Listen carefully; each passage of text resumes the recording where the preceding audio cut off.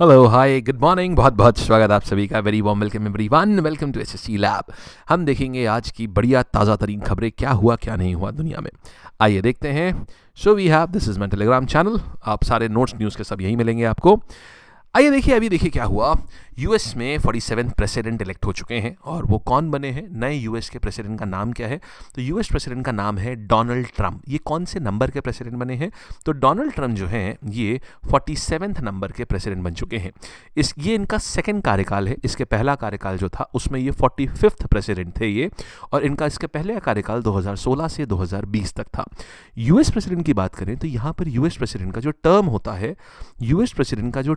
है, that is of 4 years. 4 साल के कार्यकाल के लिए यूनाइटेड स्टेट्स में प्रेसिडेंट बनते हैं।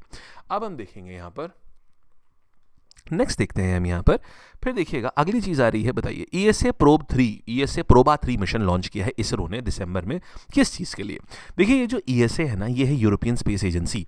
तो एक्चुअल में इसका मतलब क्या है, इसरो ने यूरोपियन स्पेस एजेंसी के साथ मिलकर के एक मिशन लॉन्च किया है। इसका नाम है प्रोबा 3। इसका मेन काम क्या है? इसका मेन काम ये है, सन के जो बिल्कुल आउटर मोस्ट लेयर होती है, उसको बोलते हैं कोरोना। ये बिल्कुल आउटर मोस्ट होती है, यहीं से सारी हीट और लाइट जनरेट होती है, जो हमको दिखाई भी पड़ती है, चमक होती है सूर्य के किनारे किनारे की। तो इसके बारे में सारी डिटेल इकट्ठा करने के लिए हमने ये लॉन्च किया है। ये तीसरा मिशन है।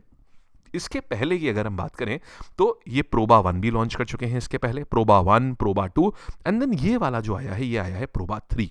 प्रोबा 1 जो था ये 2001 में लॉन्च हुआ है, प्रोबा 2 जो है ये 2009 में लॉन्च हुआ है, और अब आ गया है प्रोबा 3।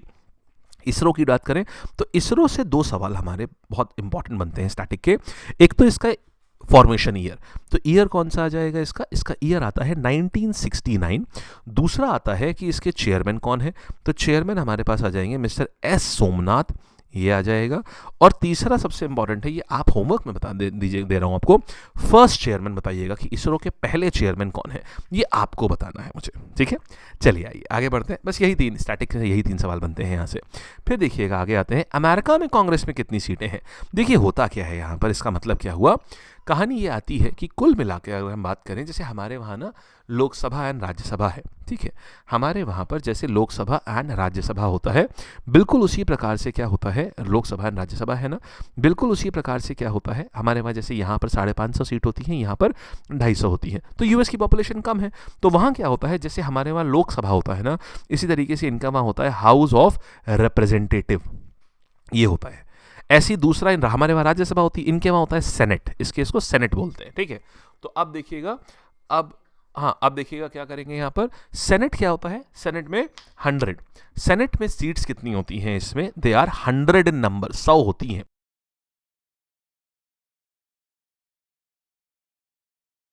चलिए, तो अब देखिएगा क्या होता है, सेनेट में होती है यहाँ पर 100 सीटें होती हैं, और ये जो हाउस ऑफ रिप्रेजेंटेटिव, जैसे हमारे वहाँ जो लोकसभा होता है, तो वैसे ही उनके वहाँ हाउस ऑफ रिप्रेजेंटेटिव होता है, इसमें 435 सीटें इनके यहाँ फिक्स होती हैं। तो कुल मिला के कितना हो गया, 535 हो गया। तो इतनी सीटें इनके वहाँ होती हैं। और जैसे हमारे वहाँ पार्लियामेंट कहते हैं ना, तो इनके वहाँ कांग्रेस कहते हैं, बस ये होता है और कुछ नहीं है। हमारे वहाँ जिसको पार्लियामेंट कहते हैं, the thing which we call as parliament, so that is what they call it as Congress, that's it. The thing which we call parliament, they call it Congress. जिसको हम लोकसभा बोलते हैं उसको ये कहते हैं हाउस ऑफ रिप्रेजेंटेटिव, और जिसको हम लोग राज्यसभा बोलते हैं, इसको ये कहते हैं सेनेट, दैट इज सेनेट, ये होता है। अच्छा, मेजॉरिटी वाला मार्क वही है कि अगर किसी इंसान को प्रेसिडेंसी जीतनी है तो यहाँ पर सेट है पहले से 270 सीट्स आपको दोनों को मिलाकर के आपको जीतनी चाहिए, तब आप प्रेसिडेंसी जीत पाएंगे, ठीक। आइए आगे बढ़ते हैं अब हम। फिर देखिए कौन सी कंट्री, अभी हेनले पासपोर्ट इंडेक्स रैंकिंग आई है, अभी साल में 2 बार आती है ये। तो यहाँ पर देखिए सबसे पावरफुल पासपोर्ट जो आया है वो सिंगापुर का आया है। सिंगापुर का अगर आपके पास, सिंगापुर का पासपोर्ट अगर आपके पास है तो आप 195 कंट्रीज़ में वीज़ा फ्री ट्रैवल कर सकते हैं। आपको कहीं कभी वीज़े की आवश्यकता ही नहीं है। इसमें भारत की रैंक की अगर हम बात करें तो इंडिया की रैंक यहाँ पर आई है 83। इंडिया की रैंक आई है 83, और इंडिया 58 कंट्रीज़ में हम वीज़ा फ्री ट्रैवल कर सकते हैं, हमको वीज़ा की आवश्यकता नहीं होगी उन देशों में। सेकंड नंबर पे बात करें कौन है, तो फ्रांस, जर्मनी, जापान, ये तीनों ही, फ्रांस, जापान और जर्मनी, इन सब की रैंकिंग आई है सेकंड।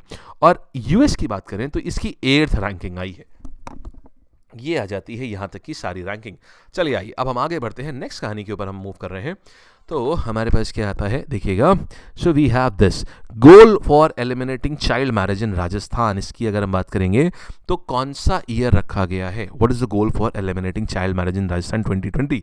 देखिए अभी कहानी क्या हुई, अभी हाल ही में सुप्रीम कोर्ट ने बोला है कि भाई नेशनल फैमिली हेल्थ सर्वे अभी हुआ था, national family health survey number 5, इसके तहत राजस्थान में बहुत चौंकाने वाली खबरें आई कि भाई 20 से लेकर 24 साल तक की महिलाओं का जब सर्वे किया गया तो पाया गया 25% से भी ज़्यादा महिलाएं जो हैं 25.4%, इनकी शादी 18 साल से पहले ही हो गई थी।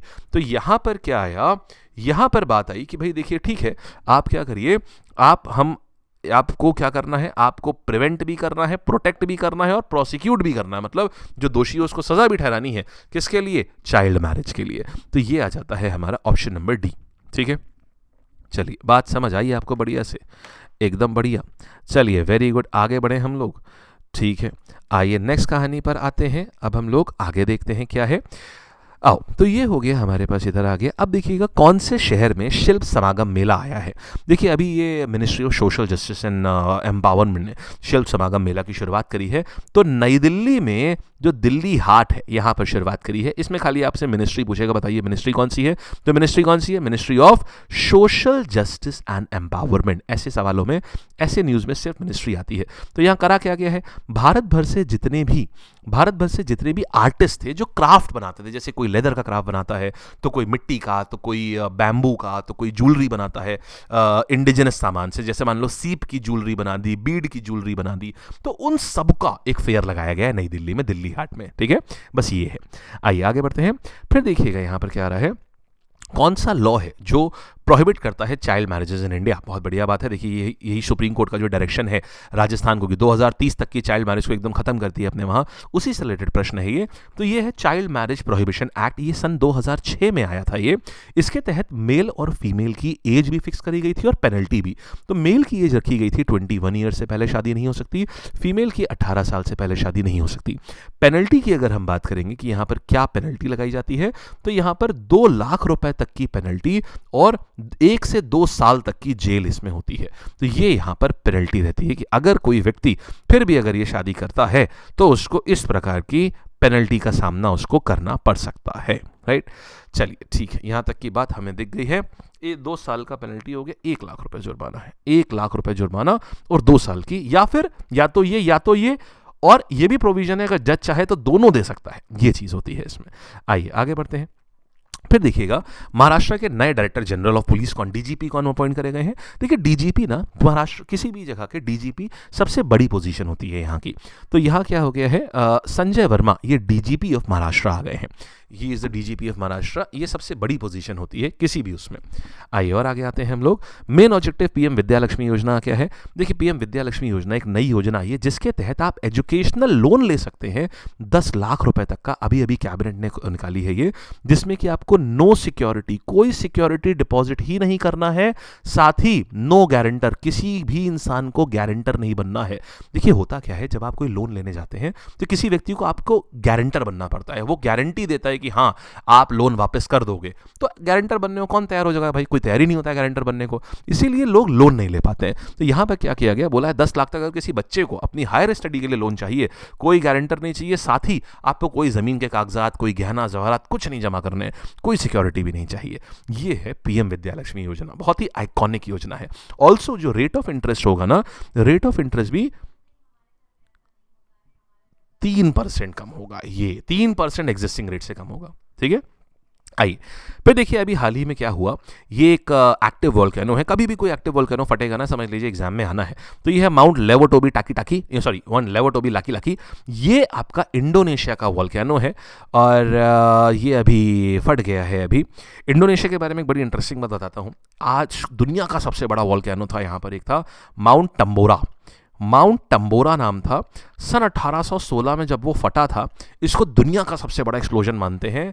2000 किलोमीटर दूर सुमात्रा आइलैंड्स है, वहां तक इसकी आवाज आई थी, 2000 किलोमीटर दूर तक की। और सुनिए, इससे इतना सल्फर निकला था कि सल्फर क्लाउड्स पूरी दुनिया पे छा गए थे और पूरी दुनिया में सनलाइट ही नहीं आ रही थी। पूरी दुनिया का टेम्परेचर 3 डिग्री सेल्सियस से ड्रॉप हो गया था और पूरी दुनिया ने उस साल सनलाइट नहीं देखी थी। इसीलिए इस ईयर को बोलते हैं a year without sunshine. Year without sunshine बोलते हैं इसको। सोचिए क्या लेवल रहा होगा, पूरे साल सनशाइन नहीं आ रही क्योंकि काले काले सल्फर के बादल पूरे ऊपर छा रखे थे। पूरे अर्थ का टेम्परेचर 3 डिग्री से कम हो गया था। ये 1816 में हुआ था, माउंट टम्बोरा फट गया था और 100 किलोमीटर दूर तक के जो गांव थे ये पूरे बर्बाद हो गए थे। ये ऐश से कवर हो गए थे और लावा से कवर हो गए थे। 71,000 लोग इसमें मर गए थे। 71,000 people. Mount Tambora is the thing. ठीक है, चलिए आइए, नाम था इसका। तो अभी तो जो अभी इरप्ट हुआ है वो है माउंट लेवोटोबी लाकी लाकी। आई कौन सा ऑर्गेनाइजेशन है जिसने ईएसए के साथ प्रोबाल 3 लॉन्च कर रहा है? अरे ये तो हमें पता है। तो ईएसए के संग कौन से किसने सांठगांठ करी है? इसरो ने सांठगांठ करके इसको लॉन्च किया है। फिर कौन सी मिनिस्ट्री ने शिल्प समागम मेला ऑर्गेनाइज कर रही है? एक्सीलेंट टाइम में अंदर आंसर देने की कोशिश करिए। The answer is option number B, Ministry of Social Justice and Empowerment. Right, excellent में देखिए हम लोगों ने दे दिया है ना। अब देखिए कौन सी कंट्री होम है लार्जेस्ट वोल्केनिक इरप्शन जो हिस्ट्री में रिकॉर्ड किया गया उसका? तो ये कहाँ हुआ था? ये भी हुआ था इंडोनेशिया में ही हुआ था, ये माउंट टम्बोरा 1816 में। फिर देखिए पीएम विद्यालक्ष्मी योजना जो है इसको कौन इरप्ट कर रहा है? देखिए सिंपल सी बात है, एक लोन की स्कीम है। लोन की स्कीम है तो फाइनेंस मिनिस्ट्री इसको इंप्लीमेंट करेगी, सिंपल सी बात है। ठीक है, फिर देखिए अच्छा क्या आता है, कौन क्या पेनल्टी है चाइल्ड मैरिज प्रोहिबिशन एक्ट के तहत? तो पेनल्टी तो डाली गई है, वो है कि 2 साल की सजा या फिर 1 साल का फाइन या दोनों ही। तो ये आ जाता है हमारे पास यहाँ पर। राइट, हो गया, चलिए बहुत बढ़िया। और आगे आते हैं। अरे वाह, दैट्स इट, बहुत बढ़िया गाइस। तो that's it, we are done with the current affairs. ये थे आज के सारे करंट अफेयर्स। आप अब हैं एकदम अपडेटेड आज की सारी न्यूज़ के साथ में। इतनी न्यूज़ थी सारी की सारी आज की, अब आप हैं फुल्ली अपडेटेड इनसे। ठीक, चलिए ऑल द बेस्ट, मस्त रहिए, ज़बरदस्त रहिए, खूब बढ़िया से देखते रहिए।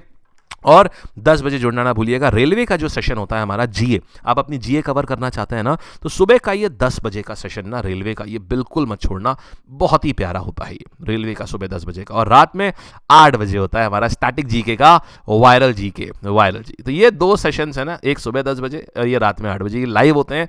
जरूर करिएगा, बहुत मजा आती है इनको करने में। ठीक है जी, चलिए bye bye, take care, all the best.